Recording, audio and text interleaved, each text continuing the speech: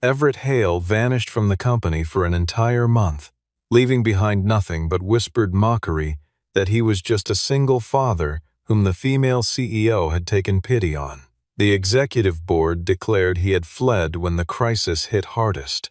The chief financial officer was already preparing to seize his position and erase every trace of his influence.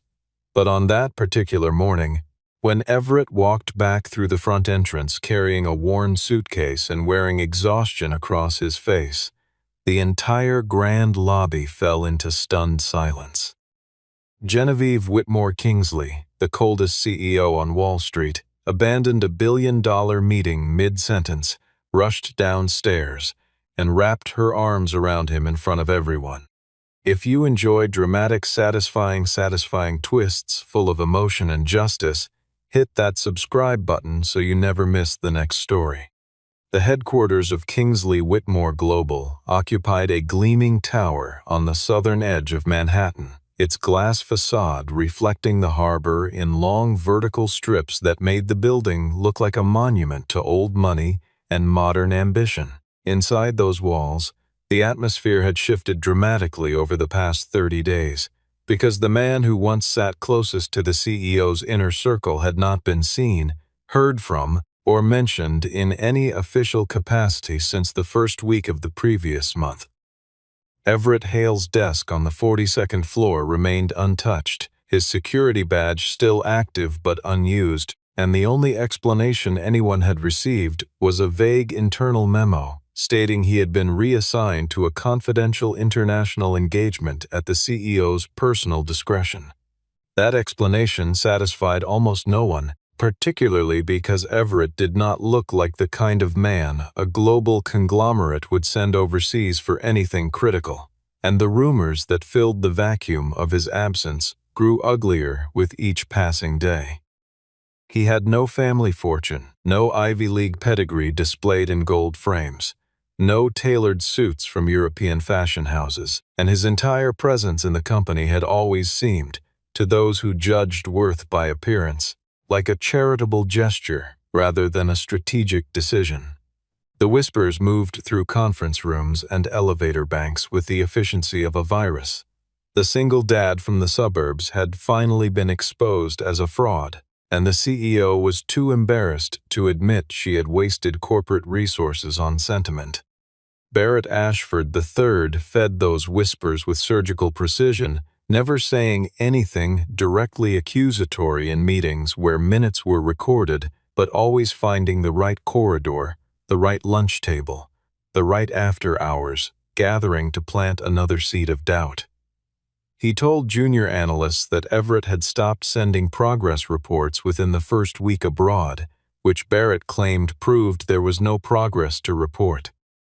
He told the senior vice presidents that a man who could not afford a decent winter coat had no business representing a company worth tens of billions in European financial circles, and that the embarrassment of his presence in Paris would cost them more than whatever deal Genevieve imagined he could secure. Barrett's voice carried the particular confidence of a man born into a family whose name appeared on hospital wings and university libraries, and when he spoke about Everett's inadequacy, people listened not because the evidence was compelling, but because Barrett's social gravity made doubt feel like common sense. He even circulated a joke among the trading floor staff that Everett was probably using the company travel budget to take his daughter sightseeing along the Seine, and the laughter that followed was sharp enough to cut through any remaining goodwill the absent man might have held. Genevieve endured the erosion of Everett's reputation in silence because the agreement being negotiated in France demanded absolute secrecy, and every instinct telling her to defend him publicly had to be suppressed beneath the weight of strategic necessity. She understood that the moment she revealed any detail about the nature of Everett's mission, the information would leak through Barrett's network and reach the competing interests that were already circling Kingsley Whitmore Global like patient predators waiting for the wounded animal to collapse. So she sat through board meetings where Sterling Beaumont, the chairman, whose white hair and patrician bearing gave him the appearance of a man carved from the same marble as the lobby statues, questioned her judgment with increasing sharpness. Sterling did not raise his voice because men of his breeding never needed to, but his questions landed with the force of verdicts. Why had she entrusted an international negotiation to an unknown? Why had she not consulted the board before dispatching someone without credentials? And why, after 30 days, was there no verifiable result to justify the risk she had taken with the company's future? On the final Friday of Everett's absence, Sterling delivered the ultimatum that everyone in the executive suite had been anticipating. He told Genevieve that if Everett did not return with a signed agreement before the restructuring deadline on Monday morning, the board would initiate a vote of no confidence, and her tenure as CEO of the company her own family had built would end not with a resignation, but with a removal. The story of how Everett Hale arrived at Kingsley Whitmore Global in the first place was one that the executive floor preferred to forget, because it contradicted everything they believed about who deserved to occupy space in their world. 1 month before his departure for France, Everett had walked into the building wearing a simple button-down shirt with the sleeves rolled to his forearms, carrying a leather briefcase so worn that the stitching had been repaired twice with thread that did not quite match the original color, and speaking in a voice so calm and low that people in meetings often had to lean forward to hear him. Genevieve had recruited him personally after reading a confidential case study about a mid-sized shipping firm in the Pacific Northwest that had been 72 hours from hostile takeover before an unnamed crisis negotiator restructured their debt architecture, renegotiated 3 vendor contracts simultaneously, and delivered a revised operating model that turned the company profitable within 14 months. She spent 4 weeks tracking down the identity of that negotiator and found Everett living in a modest house outside Philadelphia, raising his daughter alone and consulting for small firms that could not afford the prestigious agencies but needed someone brilliant enough to save them anyway. She offered him a position not as a figurehead, but as her personal strategic advisor, someone who would sit in the room where the real decisions were made and tell her the truth that everyone else was too afraid or too compromised to speak. The executive team despised him from the first morning he appeared on the 42nd floor, and Barrett Ashford III made his contempt the most visible by treating every interaction with Everett as an opportunity to establish dominance through humiliation. During one early meeting about the European debt exposure, Barrett deliberately turned to Everett and asked whether he had ever actually set foot inside an international negotiation chamber, or whether his experience was limited to picking his daughter up from school and then adjusting cells in a financial model from his kitchen table. The question was designed to draw laughter, and it succeeded among the half-dozen executives who understood that aligning with Barrett meant aligning with the Ashford family's considerable influence. Everett did not flinch, did not raise his voice, and did not return the insult with one of his own. Instead, he opened the financial dossier that Barrett's own team had prepared for the meeting, and quietly identified 3 critical vulnerabilities in the company's European exposure that the entire finance division had either missed or deliberately ignored. A cross-collateralization clause that could trigger cascading defaults across 2 subsidiaries, a currency hedge that had been structured to benefit the counterparty rather than Kingsley Whitmore Global, and a missing disclosure in the quarterly filing that bordered on regulatory violation. The silence that followed was not the comfortable silence of agreement, but the dangerous silence of a room full of powerful people realizing that the man they had dismissed was sharper than all of them combined, and Barrett's hatred for Everett crystallized in that moment into something personal and permanent. Genevieve recognized what she had in Everett, not just intellectually but instinctively, the way a captain in rough seas recognizes the one crew member who does not panic when the hull groans. She called him to her private office on the 61st floor 3 days before his departure, and when the door closed behind him, the transformation in her demeanor was immediate and striking. The woman who commanded boardrooms with a single raised eyebrow and whose public persona had been described by financial journalists as glacial now sat across from Everett, with her hands clasped tightly together and her composure held in place by nothing more than practiced discipline. She told him that Rousseau Atlantique Capital, the French investment fund that represented their last viable path to survival, had withdrawn from preliminary discussions after receiving an internal report suggesting that Kingsley Whitmore Global's leadership was fractured, its financial disclosures were unreliable, and its board was more interested in protecting personal interests than preserving the company.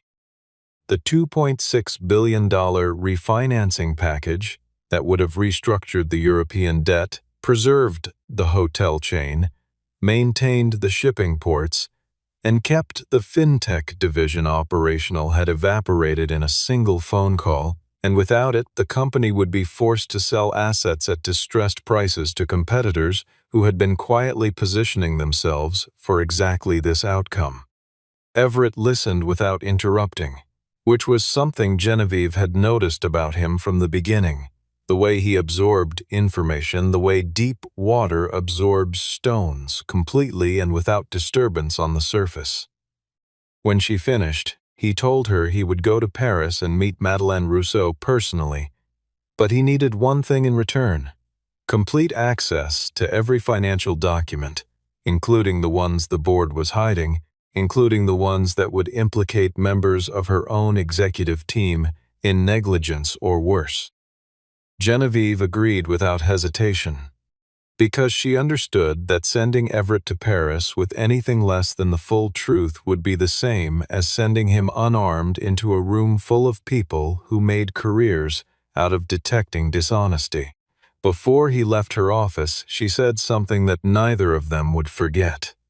She told him that if he failed, she would lose the company. He looked at her with the steady gaze of a man who had learned long ago that promises meant nothing unless you were willing to suffer for them, and he said simply that he would not fail. That evening, before boarding the overnight flight from Kennedy Airport, Everett called his daughter and told her he would be away for a few weeks because of work, but that he would come home. And the brevity of that call contained more truth about who he was than any resume or reference letter ever could, because it revealed a man who fought not for glory or recognition but for the quiet stability that his child deserved and that he refused to let anyone take away. While Everett navigated the complexities of French financial diplomacy 3,000 miles away, Barrett Ashford III conducted his own campaign with the ruthless efficiency of a man who understood that corporate power was not seized in dramatic confrontations but accumulated through the slow poisoning of trust. He began each week by noting in executive briefings that no formal communication had been received from Everett, framing the silence not as evidence of confidentiality but as confirmation of incompetence. He suggested to Sterling Beaumont over private dinners at the Chairman's Club that Genevieve had developed an emotional attachment to Everett that was clouding her professional judgment, and that the company could not afford to be led by a CEO who made personnel decisions based on sympathy rather than strategy. He commissioned a detailed proposal for an alternative restructuring plan that would be executed by a consulting group personally recommended by the Ashford family, a group whose connections to the very competitors seeking to acquire Kingsley Whitmore Global's distressed assets were carefully concealed behind layers of corporate intermediaries. Sterling listened to Barrett's arguments with the measured attention of a man who had survived 5 decades in finance by never committing to a position until the outcome was already determined, and while he did not explicitly endorse Barrett's plan, he did not reject it either, which, in the language of boardroom power, was its own form of permission. Genevieve found herself increasingly isolated as the weeks passed, occupying the peculiar loneliness of a leader who carries certainty like a stone in her chest, but cannot show it to anyone, defending a strategy she could not explain to people who had already decided she was wrong and who interpreted her silence as confirmation of their verdict. She attended board meetings where Barrett's allies asked pointed questions about the Paris engagement, sat through dinners with institutional investors who wanted assurances she could not provide, and endured the particular loneliness of a leader who knows she is right, but cannot prove it until the moment arrives. Lydia Carver, her executive assistant, was the only person who saw behind the carefully maintained facade, because Lydia was the one who brought coffee to the CEO's office at 2 in the morning and found Genevieve sitting in the dark with her phone on the desk, the screen occasionally lighting up with messages that were never from the one person she was waiting to hear from.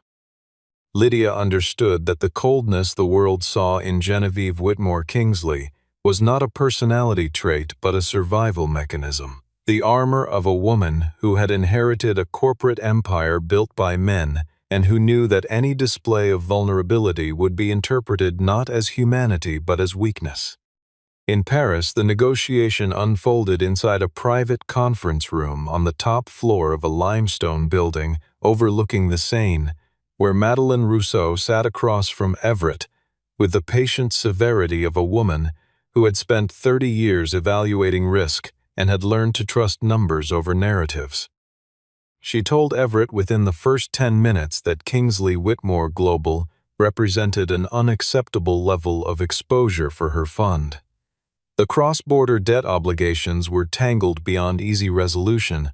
The financial disclosures contained gaps that suggested either incompetence or deception, and the internal dynamics of the company indicated that any capital infusion would be consumed by factional warfare rather than deployed toward recovery. She asked Everett to give her one reason to continue the conversation, and the way she asked made it clear she expected him to do what every other corporate emissary had done before him, which was to produce a polished presentation full of optimistic projections and strategic euphemisms designed to obscure rather than illuminate. Everett did the opposite of what Madeleine expected, and in doing so, he did the only thing that could have saved the negotiation. He set his worn briefcase on the polished table, unclasped the buckles with the deliberate calm of a surgeon preparing instruments, and laid out the complete financial picture of Kingsley Whitmore Global with a thoroughness that bordered on confession. Every failure was catalogued, every hidden liability exposed, every questionable decision the board had made presented without varnish or apology. He told Madeleine that she was correct about every risk she had identified, and that in fact the situation was worse than her analysts had estimated. He confirmed that the executive team was fractured, that certain members of the finance division had structured deals that benefited themselves at the company's expense, and that Barrett Ashford III had shown patterns of behavior consistent with someone actively undermining the CEO's authority in order to position himself for a takeover. Madeleine studied him for a long moment, her expression unreadable, and then asked why a man like Everett would risk his professional reputation by exposing the internal rot of the very company he was supposed to be saving. Everett told her that he was not there to save a wealthy dynasty or protect the egos of men who measured their worth by the size of their family trusts. He was there because thousands of employees across 3 continents would lose their jobs, their health coverage, and their stability if the company was sold to competitors who would strip it for parts, and those people deserved someone willing to tell the truth, even when the truth was ugly. Madeleine did not respond immediately, but the quality of her silence changed. shifting from skepticism to something closer to respect, and Everett understood that the negotiation had not ended but had finally, genuinely begun. Back in New York, Barrett saw Everett's continued absence as an open door and walked through it with the confidence of a man who believed his birthright entitled him to everything within reach. He organized a departmental meeting while Genevieve was occupied with investor calls and stood before 24 senior staff members to deliver what amounted to a political speech disguised as operational planning. He declared that the company could no longer afford to place its survival in the hands of an outsider, specifically referencing Everett as a suburban single father who had confused being handed an opportunity with actually deserving one, a man who imagined himself a hero because one sympathetic CEO had mistaken pity for potential. The words traveled through the building within the hour, reaching every floor and every department, and by the end of the day, the prevailing narrative among most employees was that Everett Hale had been given a chance far above his station and had predictably failed. Barrett followed the speech with a formal memorandum to the board recommending that Everett's advisory privileges be permanently revoked and that all restructuring files be transferred to his own team, a move that would effectively give Barrett control over the company's financial future and reduce Genevieve to a figurehead. He had the document printed on heavyweight letterhead, circulated it through channels designed to reach Sterling Beaumont's desk before Genevieve even knew it existed, and attached a timeline suggesting that if the board acted within 48 hours, the transition of authority could be completed before the restructuring deadline, positioning Barrett as the company's de facto strategic leader. When Genevieve discovered the memorandum, she did not respond with the fury that Barrett expected. Instead, she looked at Lydia and said only 5 words, "Wait until Everett comes back." Barrett, when informed of her response, smiled the particular smile of a man who believes he has already won, and said that Everett would not dare show his face again after such a spectacular failure. The final night in Paris arrived with the weight of everything that had led to it, and Everett sat across from Madeleine Rousseau for what both of them understood would be the last meeting before a decision was made. The negotiation had progressed through 2 weeks of intensive review, during which Everett had answered every question with the same unflinching honesty that had characterized their first encounter, and Madeleine had gradually moved from skepticism to cautious engagement to something approaching genuine partnership. The terms were nearly finalized when Madeleine's legal team received an anonymous package of documents alleging that Everett had fabricated portions of the financial data he had presented, that his credentials were manufactured, and that his presence in Paris was part of an elaborate scheme to defraud Rousseau Atlantique Capital. The accusation arrived at precisely the moment designed to cause maximum damage, late enough that trust had been built and early enough that it could still be destroyed. Everett did not panic, did not raise his voice, and did not waste time with emotional denials. He asked Madeleine's technology team to trace the digital origin of the documents, cross-referencing the metadata with the server access logs that Genevieve had authorized him to carry.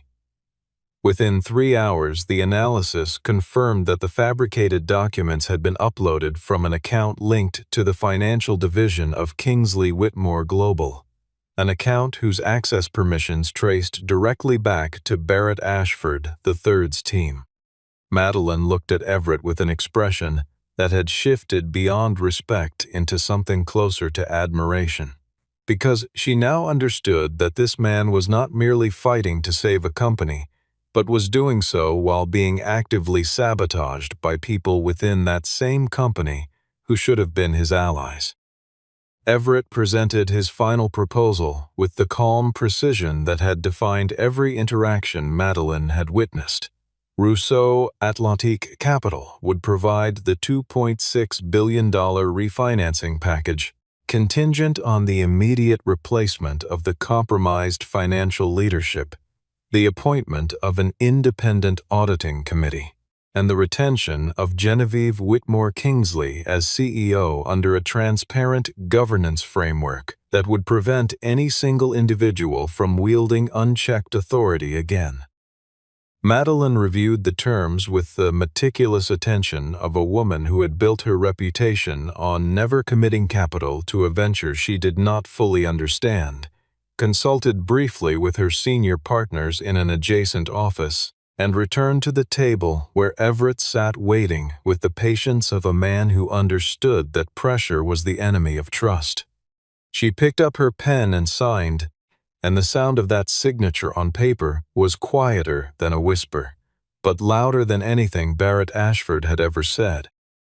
Everett stood by the window of the conference room at midnight, looking out over the city of lights spread beneath him, feeling the particular exhaustion that comes not from physical labor, but from carrying the weight of other people's futures on your shoulders for weeks without rest.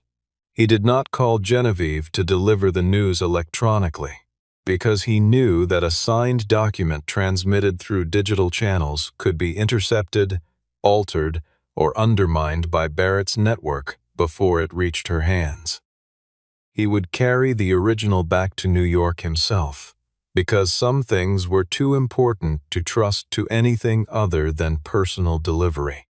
Monday morning arrived in Manhattan with the gray light of early autumn filtering through the glass walls of Kingsley Whitmore Global's executive conference room, where the board of directors had assembled for what Sterling Beaumont had formally designated a leadership review session, but what everyone present understood to be the trial of Genevieve Whitmore Kingsley.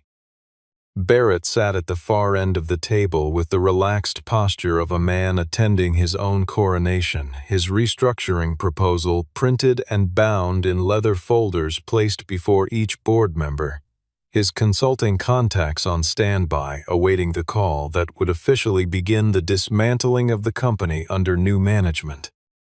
Sterling opened the proceedings by asking Genevieve to present evidence that the French engagement had produced a viable outcome, and the silence that followed his question was the silence of a courtroom waiting for a verdict that everyone assumed had already been decided.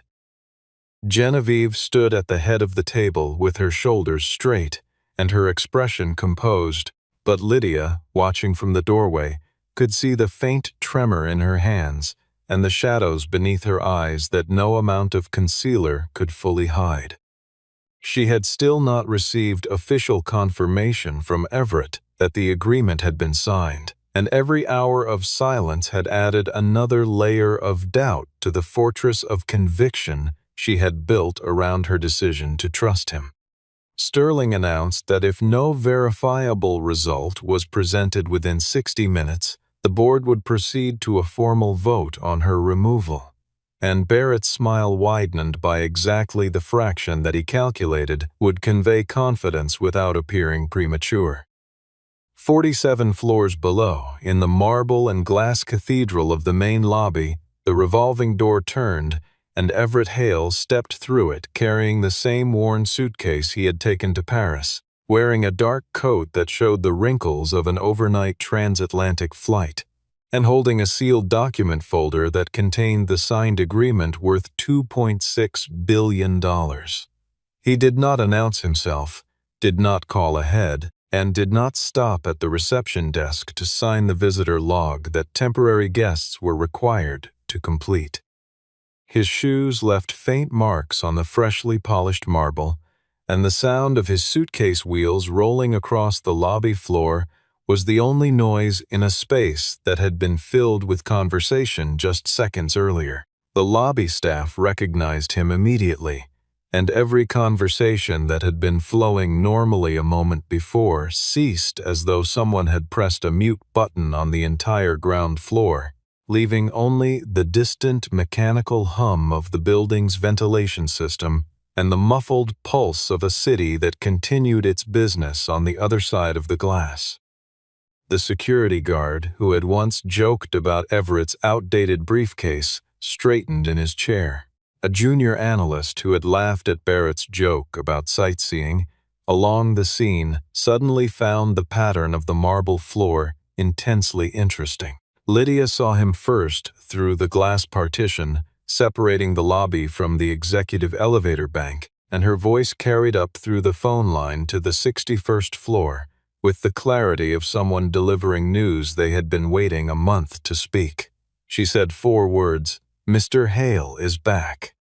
Genevieve heard those words in the middle of the conference room while Sterling was reviewing the procedural requirements for the removal vote, and Barrett was straightening his tie with the particular satisfaction of a man about to assume power he believed he had earned. Something shifted in her expression that Lydia would later describe as the moment the ice broke, not dramatically like a glacier calving into the sea, but quietly, like a frozen lake releasing its grip on the shore when spring finally arrives. She stood from her chair without excusing herself, turned away from the board, walked past Barrett without acknowledging his existence, and moved through the executive hallway toward the elevator with a pace that accelerated with every step until the controlled walk of a CEO became something closer to the urgent stride of a woman who had spent 30 days carrying a weight she could finally set down. She did not wait for the private elevator reserved for senior leadership. She took the first available car, descended 47 floors in a silence broken only by the digital chime of passing levels, and when the doors opened onto the main lobby, she stepped out into the sight line of every employee, visitor, and security officer present.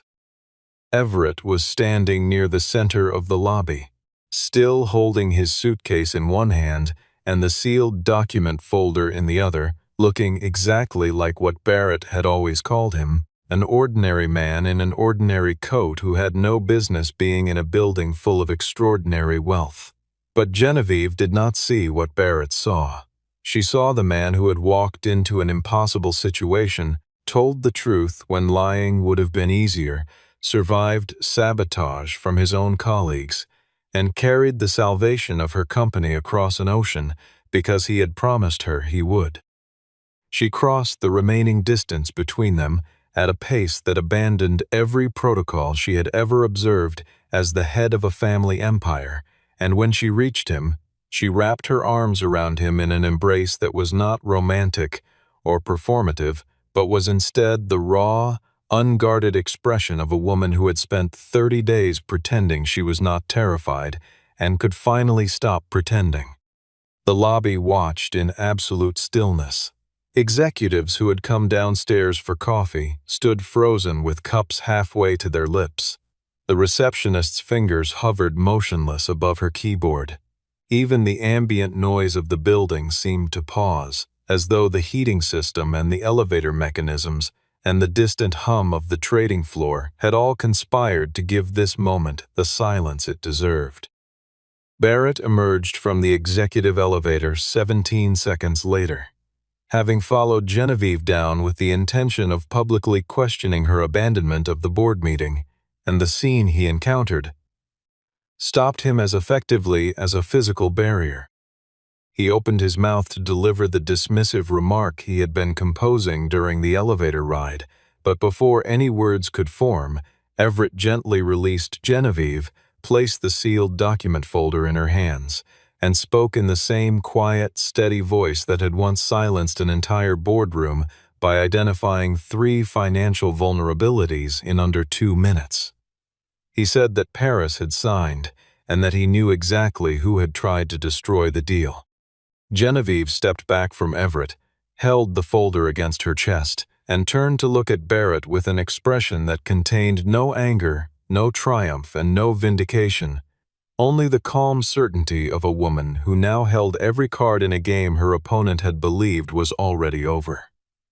The atmosphere in the lobby shifted from emotional release to something harder and more dangerous, and Barrett, for the first time in his carefully managed career, felt the ground beneath his assumptions begin to crack.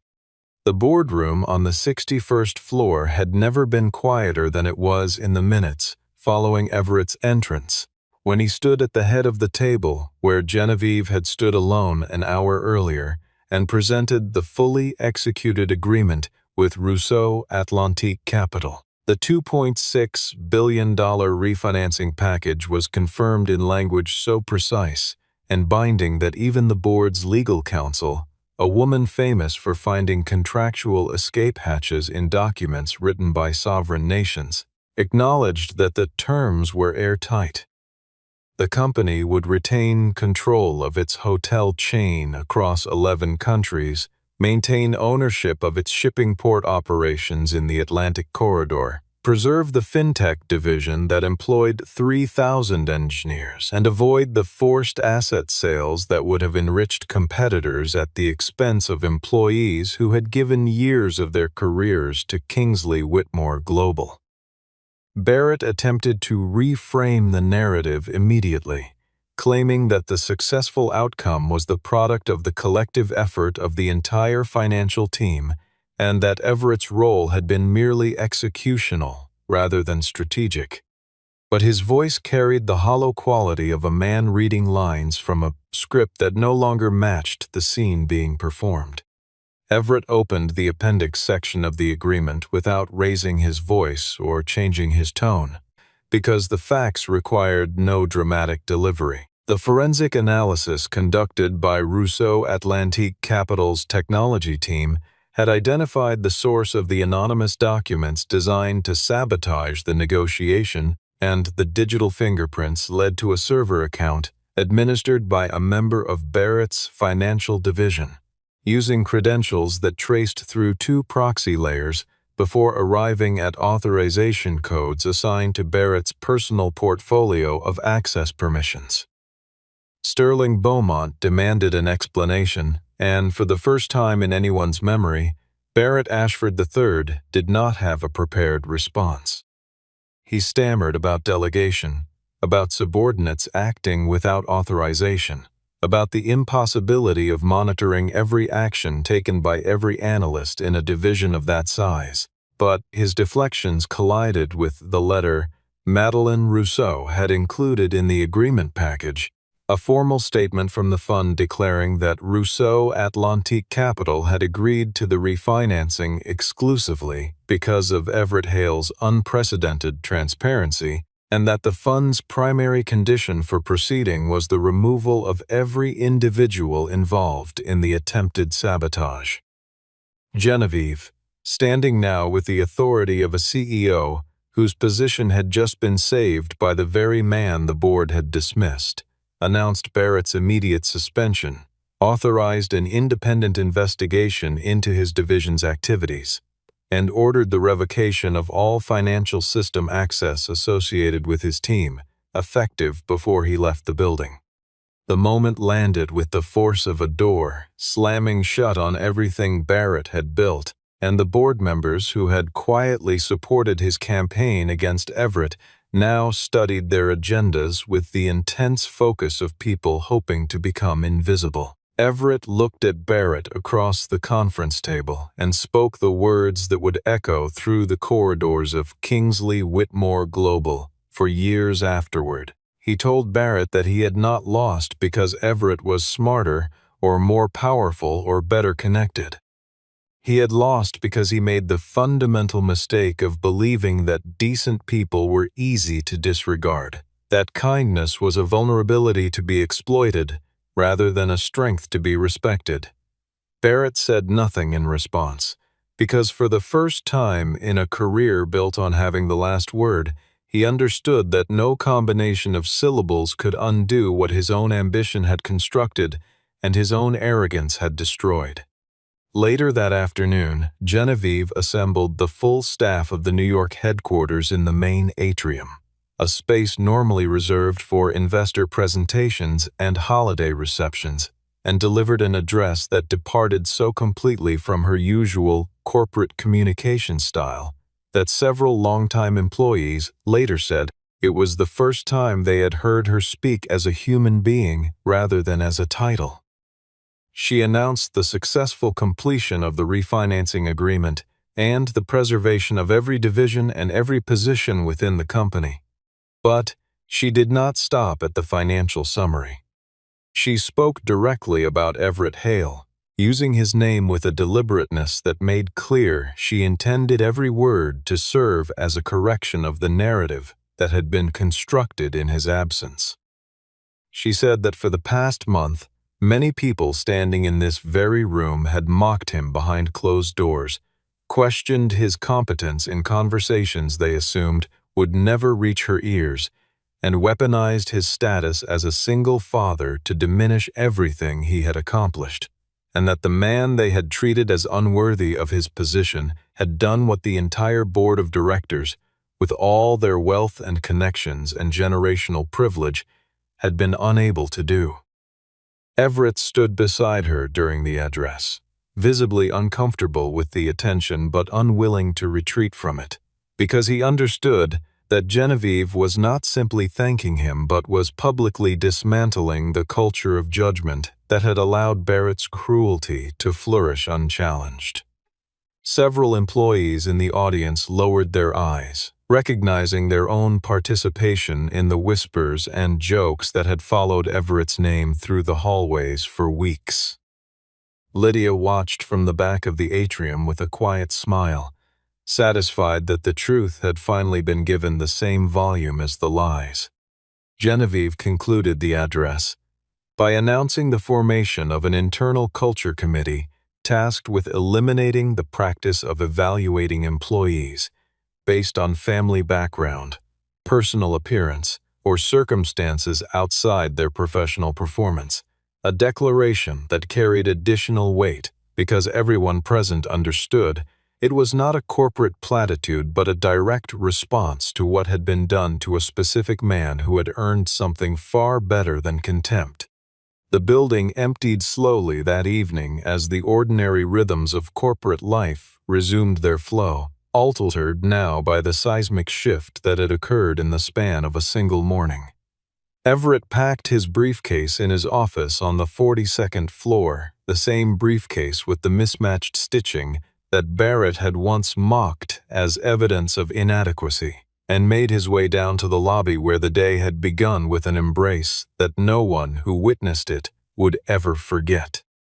Genevieve was waiting for him near the glass wall that separated the lobby from the street, standing in the fading light of a city that never truly went dark, and when she saw him approach, her expression softened in a way that only Lydia and now Everett himself had ever been permitted to see. She told him that she had spent the past month maintaining the appearance of strength while privately terrified that she had sent him into an impossible mission from which no successful return was possible, and that every morning she had rehearsed the speech she would give if the board voted her out, and every morning she had deleted it because admitting the possibility of failure felt like betraying the trust she had placed in him. Everett set his briefcase on the marble floor and told her that he had not returned for recognition or applause. He had come back because he had made a promise that he would not let her lose her company to people who valued ambition over integrity, and because breaking promises was something he had decided long ago he would never do, not to his daughter, and not to the woman who had been brave enough to believe in someone the rest of the world had written off. They stood together in the quiet lobby as the last employees filed past. Two people who had arrived at this moment through entirely different paths, one born into wealth and power, and the other built by sacrifice and principle, yet standing now on level ground in a way that neither lineage nor title could have manufactured. The city lights beyond the glass wall painted long reflections across the marble floor, and the silence between them was not the awkward absence of words, but the comfortable presence of understanding. The kind of silence that only exists between people who have trusted each other with something irreplaceable and survived the test. Genevieve was no longer the untouchable CEO separated from the world by layers of protocol and expectation, the woman whose surname opened doors but whose solitude filled every room she entered. And Everett was no longer the overlooked outsider whose worth was measured by the age of his coat rather than the depth of his character. The man whose quiet competence had been mistaken for meekness by people who confused volume with value. Everett's phone buzzed with a message from home, and he glanced at it and said he needed to leave because he had promised to be back for dinner. Genevieve heard the words and smiled, understanding in that moment that the greatest power Everett possessed had nothing to do with the $2.6 billion agreement folded inside his briefcase, but everything to do with the fact that after saving an empire, his first thought was still to keep a small promise to the person who mattered most. 1 month ago, they said he did not deserve to stand beside the CEO of Kingsley Whitmore Global. But on the day he returned from France, the CEO herself ran through the entire building to prove that sometimes the person everyone overlooks is the only one worth waiting for.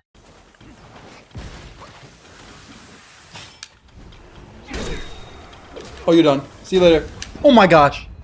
Bro. Just passing through. Thank you for the follow.